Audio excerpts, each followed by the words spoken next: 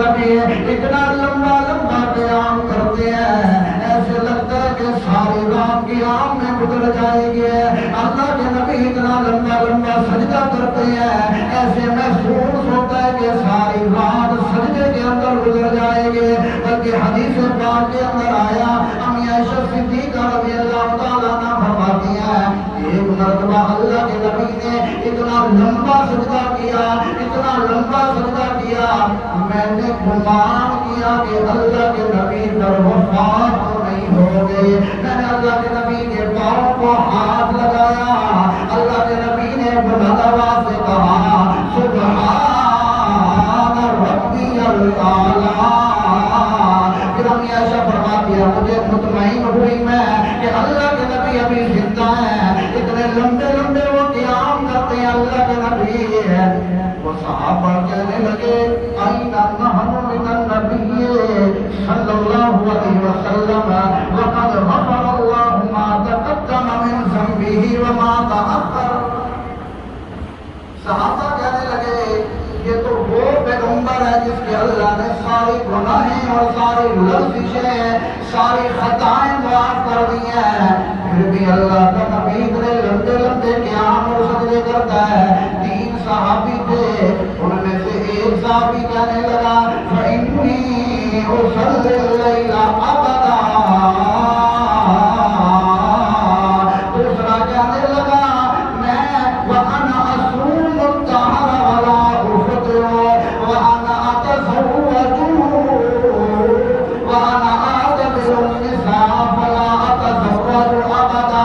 پہلے کہنے لگا کہ میں ساری رات آج کے بعد عبادت کرتا رہوں گا جب تک میری زندگی ہے ساری رات نفلیں پڑھتا رہوں گا. دوسرا کہنے لگا آج کے بعد ساری زندگی روزے رکھتا رہوں گا. تیسرا کہنے لگا میں شادی نہیں کروں گا کیونکہ شادی انسان کی ہو جائے انسان کمانے میں مصروف ہو گیا بچوں میں مصروف ہو گیا. شادی نہیں کروں گا تو ساری رات عبادت ہوتی رہے گی. اللہ کے پاک پیغمبر سے جب یہ بات بتائی گئی 3 صحابی آئے تھے آپ کی عبادت کے متعلق پوچھ رہے تھے. اللہ کے پاک لوگوں نے کیا کہا آواز مطالعہ فرماتی ہیں ہم نے کہا کہ اتنی لمبی عبادتیں کرتے ہیں.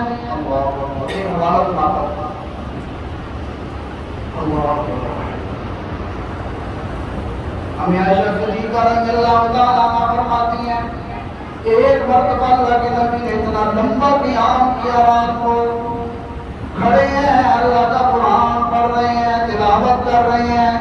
اتنا لمبا قیام کیا کہ اللہ کے نبی کے پاؤں مبارک متورم ہو گئے سوج گئے ورم آ گیا پاؤں پر. اللہ کے وہ پیغمبر کے یہ وہ پاؤں ہیں جو اللہ کے سامنے قیام کی حالت میں کھڑے ہوئے ہیں. اور اللہ کا قرآن ان پاؤں کے متعلق کیا فرماتا ہے یہ سورہ بلد میرے سامنے کھلی ہوئی ہے 3واں پارہ. فرمایا لا اقسم بہذا البلد وانت حل بہذا البلد ووالد وما ولد. اللہ کریم نے اپنے شہر مکہ کی قسم اٹھائی. اللہ فرماتا ہے مجھے مکہ کی قسم ہے. اللہ آپ نے یہ قسم کیوں اٹھائی ہے وہاں پر خانہ کعبہ ہے اس لیے آپ نے وہاں کی قسم اٹھائی. وہاں پر صفا مروہ ہے اس لیے وہاں کی آپ نے قسم اٹھائی. وہاں پر لوگ بیت اللہ کے اندر طواف کرتے ہیں اس لیے وہاں کی قسم اٹھائی. اللہ فرماتے ہیں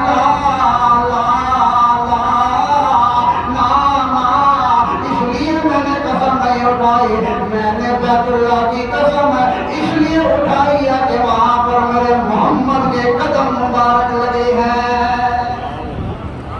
اس لیے شاعر بھی کہتا ہے قدم قدم پہ رحمتیں نفس نفس پہ برکتیں جہاں سے وہ شفیع عافیاں گزر گیا جہاں جہاں نظر پڑی وہی وہی ہے سحر آج جہاں جہاں نظر نہیں وہی ہے رات آج تک. جہاں میرے نبی کی نظر پڑی ہے اللہ نے وہاں پر سے اندھیرے ختم کر دیے. اللہ فرماتے ہیں یہ وہ پیغمبر ہیں گناہوں سے پاک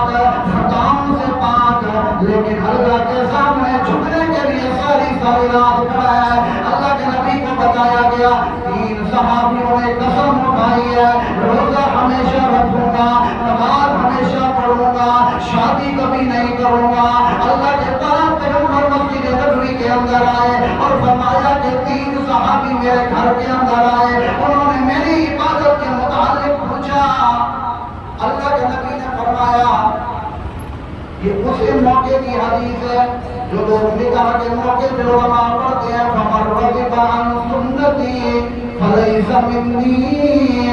اللہ کے نبی نے فرمایا دیکھو میں اللہ کا پیغمبر ہوں, انی لاخشاکم واتقاکم, میں تم سے سب سے زیادہ اللہ سے ڈرنے والا ہوں, سب سے زیادہ تقویٰ میرے محمد کے اندر ہے. لیکن میں نے شادیاں بھی کی ہیں, میں روزہ رکھتا بھی ہوں, کبھی چھوڑ بھی دیتا ہوں, میں محمد صلی اللہ علیہ وسلم رات کو نوافل بھی پڑھتا ہوں, سوتا بھی ہوں, اور تم نے قسمیں اٹھائی ہیں کہ کبھی سوئیں گے نہیں, ساری رات عبادت کریں گے, شادی نہیں کریں گے, روزہ ہمیشہ رکھتے رہیں گے. اللہ کے نبی نے فرمایا فمن رغب عن سنتی فلیس منی.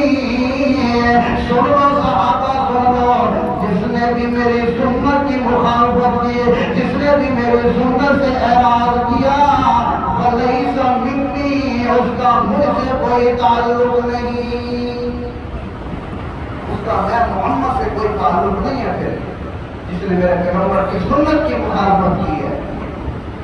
سمجھانا یہ چاہتا ہوں کہ اللہ کے نبی کی اطاعت کے اندر, اللہ کے نبی کی سنت کے اندر, اللہ کے نبی کی اتباع کے اندر اللہ نے انسان کے لیے دنیا اور آخرت کی کامیابیاں رکھی ہیں.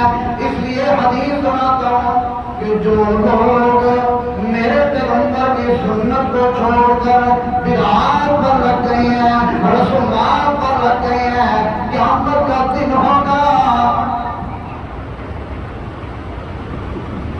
قیامت کا دن ہوگا, اللہ کریم فرمائیں گے ساری دنیا اکٹھی ہو جائے گی, میدان حشر ہے, اللہ کے نبی حوض کوثر پر مسلمانوں کو پانی پلا رہے ہیں, وہ پانی جس کے متعلق اللہ کے نبی نے فرمایا جو ایک مرتبہ وہاں پر پینے گا اس کو کبھی پیاس محسوس نہیں ہوگی, اتنا سخت دن ہوگا. اللہ کا نبی فرمائے گا اور میں تمہیں حوض کوثر سے پانی پلاتا ہوں. لوگ آ رہے ہیں, اللہ کے نبی لوگوں کو پانی پلاتے جا رہے ہیں. کچھ دیر کے بعد کچھ لوگ آئیں گے, ظاہری طور پہ بڑے ایسے محسوس ہوں گے کہ یہ تو مسلمان ہے.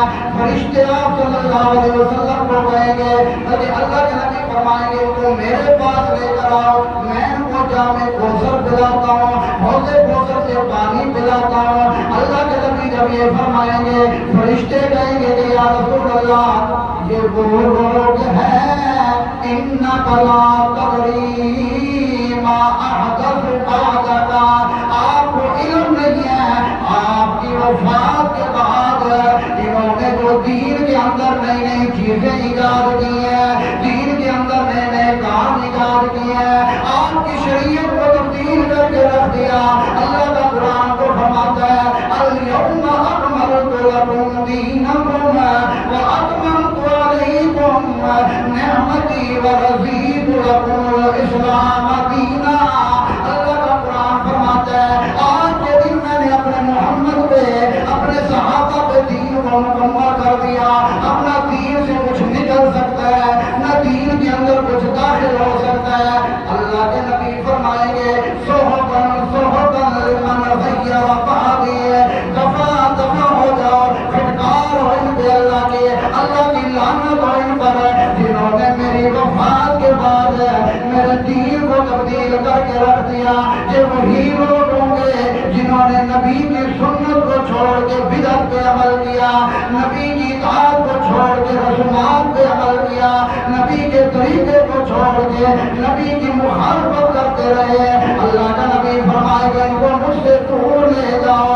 پھر اللہ کے نبی نے خود قرآن نبی پاک نے فرمایا بدعتی بندہ ایسا ہے کہ اللہ کریم اس کی نہ نماز قبول کرتے ہیں, نہ حج قبول کرتے ہیں, نہ زکات قبول کرتے ہیں, نہ صدقہ قبول کرتے ہیں. پھر آخر میں اللہ کے نبی نے فرمایا اور بدعتی بندہ ایمان سے ایسے نکل جاتا ہے جیسے آٹے سے بال کو نکال لیا جاتا ہے. آٹے کے اندر بال ہونا نہیں, آرام سے نکال لیتے, نہ آٹے کو محسوس ہوتا ہے کچھ نکلا ہے, نہ بال کو محسوس ہوتا کہ مجھے کچھ ہوا ہے. اسی طرح اللہ کے نبی نے فرمایا کہ جب انسان دیکھو نا، بدعت ایک ایسا عمل ہے جس کو انسان اچھا سمجھ کے کرتا ہے اور اچھے کام کو چھوڑنے کے لیے تیار ہوتا ہے. ایسا ہونا اچھے کام کو چھوڑنے کے لیے تیار ہوتا ہے. بدعت ایک برا کام ہے، برا فعل ہے.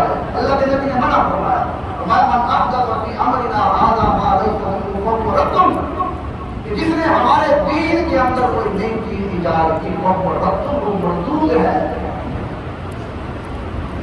آج کا دن دیکھوں گا رات میں لوگ ہو کے آئے ہیں، میں تو ماشاء اللہ پھر سے ہو کے آیا ہوں، دیکھتا ہے یہی بتانا چاہتا ہوں، سمجھانا چاہتا ہوں میرا بھائی میرا دوست، فرقہ واریت یہ ہمارا ذہن نہیں ہے. ہم قرآن سنت کی دعوت دیتے ہیں، اس چیز کی دعوت دیتے ہیں.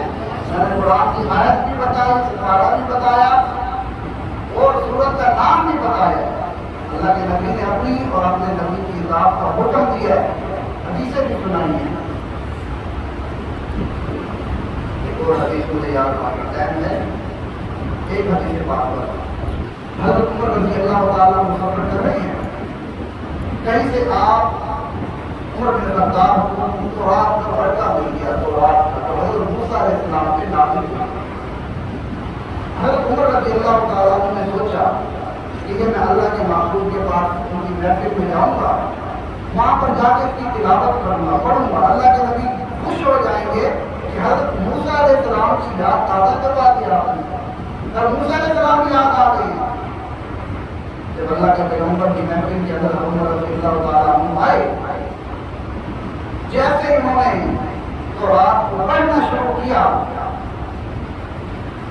حضرت سیدنا صدیق اکبر نے فرمایا وجہ رسول اللہ صلی اللہ علیہ وسلم یتغیر.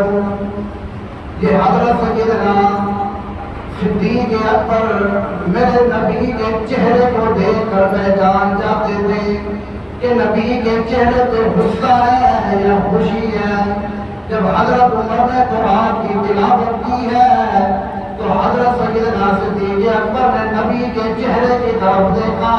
اللہ کے پیغمبر کے ساتھ سیدنا صدیق اکبر نے فرمایا کہ عمر وجہ رسول اللہ صلی اللہ علیہ وسلم یتغیر. اللہ کے نبی کے چہرے کی طرف دیکھ بوجہ رسول اللہ صلی اللہ علیہ وسلم. اللہ کے نبی کے چہرے کی طرف دیکھو، غصے کی وجہ سے لال ہو گیا ہے، غصے کی وجہ سے اللہ کے نبی کے چہرے پہ سرخی آ گئی ہے. حضرت سیدنا عمر بن خطاب نے اللہ کے نبی کے چہرے کی طرف دیکھا اور وہاں پر پریشان ہو گئے کہ کیا ہو گیا. اس وقت اللہ کے پاک پیغمبر نے فرمایا والذی نفرت بمحمد لو بدا لکم موسیٰ فاتبعتموہ وترکتمونی لضللتم عن سواء السبیل. اللہ کے پاک پیغمبر نے فرمایا قسم ہے مجھے اس ذات کی جس کی قبض قدرت میں میرے محمد کی جان ہے، اگر اللہ کریم حضرت موسیٰ علیہ السلام کو بھی بھیج دے اور آپ سب کے سب لوگ اس کی اتباع کرنا شروع کر دو، حضرت موسیٰ علیہ السلام کے پیچھے چلنا شروع کر دو، فرمایا لَضَلَلْتُمْ عَنْ سَوَاءِ السَّبِيلِ، تم سب کے سب راہ ہدایت سے ہٹ جاؤ گے. اللہ کے نبی نے فرمایا لَوْ كَانَ مُوسَىٰ حَيًّا، اگر حضرت موسیٰ علیہ السلام زندہ ہوں اور میری نبوت کے دوران آ گئے، میری نبوت کو پا لیں. اللہ کے پاک پیغمبر نے فرمایا حضرت موسیٰ پیغمبر بھی آ جائے تو وہ بھی اگر آئے گا تو میرے محمد کی اتباع کرے گا، میرے محمد کی اتباع کے علاوہ موسیٰ علیہ السلام کو کوئی چارہ نہیں ہے، کوئی اور مسئلہ نہیں ہے. سمجھانا یہ تھا تو میرا دوست ہے اپنی خوشی کے اندر نبی کی سنت کو دیکھا کر، اپنی غمی کے اندر نبی کی سنت کو دیکھا کر، اپنے بیٹے کی شادی کرے تو نبی کی سنت کو دیکھا کر، اپنی بیٹی کی شادی کرے تو نبی کی سنت کو دیکھا کر. اللہ نے اور قرآن پاک کے بعد اللہ کے نبی نے خود اپنی حدیث پاک کے اندر اتباع کرتا ہے. اور اللہ نے فرمایا جو بندہ میرے محمد کی اطاعت اور اتباع کرتا ہے، اتباع و سنت پہ عمل کرنا تمہارا کام ہے، تمہارے گناہوں کو معاف کر کے جنت کے فیصلے کرنا رب محمد کا کام ہے. نبی کی اطاعت. میرا بھائی میرا دوست، ہم صرف دعویٰ کرتے ہیں کہ ہمیں نبی سے محبت ہے، نبی سے پیار ہے.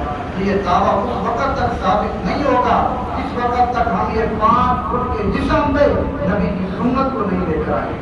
ایسے دعوے ثابت نہیں ہوا کرتے.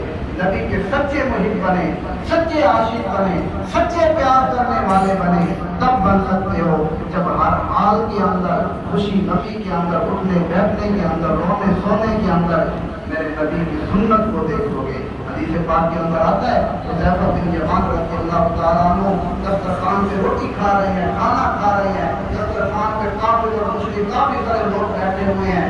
حضرت حذیفہ بن یمان کے ہاتھ سے لقمہ گر جاتا ہے دسترخوان پہ. حضرت حذیفہ اٹھا کے کھانے لگتے ہیں. پیچھے سے غلام اور نوکر کہتا ہے کہ اے حذیفہ، بڑے بڑے سردار بیٹھے ہیں کافروں کے، مشرکوں کے، یہ لوگ کیا سمجھیں گے کہ یہ کھانے کے بھوکے ہیں، یہ لوگ کیا سمجھیں گے کہ ان کو کھانا نہیں ملتا. حضرت حذیفہ رضی اللہ تعالیٰ عنہ فرماتے ہیں میرا غلام، تجھے اپنی عزت کی پڑی ہے اور مجھے حذیفہ کو اپنے نبی کی سنت کی پڑی ہے. مجھے نبی کی سنت کا لحاظ ہے، میرے نبی کی سنت ہے کہ دسترخوان صاف جگہ پہ کوئی چیز گر جائے اس کو کھا لینا، یہ میرے نبی کی سنت ہے. مجھے ان کی وجہ سے فرمایا حضرت حذیفہ نے اب اطرق سنت حبیبی لہؤلاء الحمقى، ان بیوقوفوں کی وجہ سے میں نبی کی سنت کو چھوڑ دوں. نبی کی سنت کو اپنے دامن سے لگا لے میرا بھائی، میرا دوست، میرا بزرگ، اپنے دامن سے نبی کی محبت کو لگا، سنت کو لگا، میرے نبی کے طریقے کو لگا. اللہ تعالیٰ تجھے دنیا میں بھی عزتیں دے گا اور آخرت کے اندر بھی عزتیں دے گا. اللہ تعالیٰ سے دعا ہے اللہ تعالیٰ آپ کو بھی مجھے بھی عمل کرنے کی توفیق عطا فرمائے. وما علینا